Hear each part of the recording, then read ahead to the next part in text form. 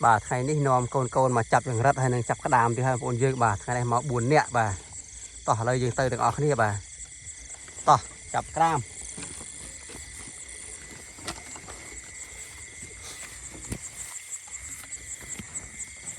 đi cái đàm đi mùi thấy đấy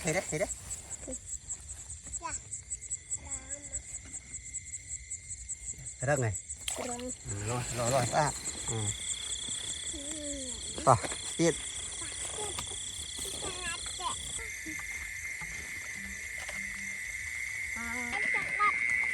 pi gắt một ai pi đâu rồi đi tới đây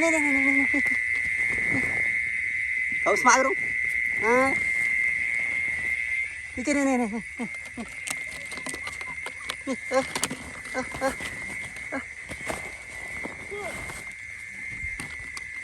ini dah keret nih. Ini keret ini nih. Itu nih. Siapa?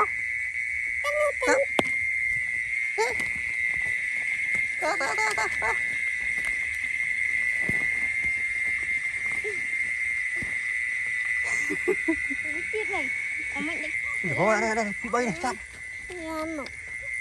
Cap.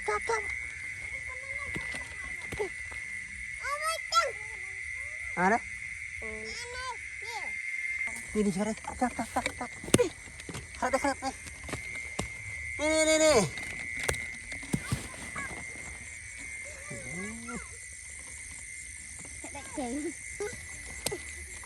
Này. Bạn chơi nhập đi này.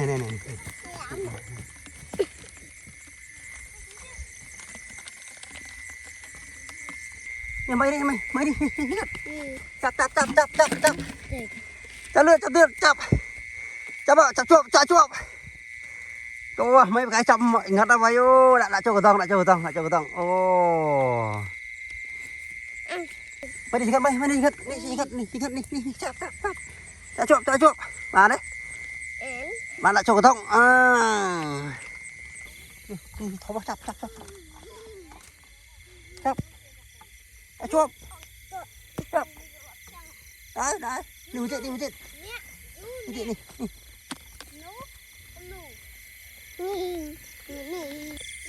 Ih, rada.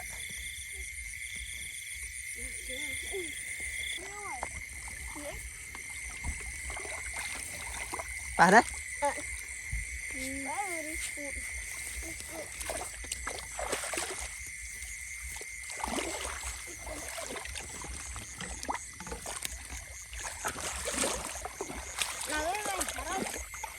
Cái đam này tròn này. Chả hiểu cái đam không? Cái pì nhẹ này lo hết ăn.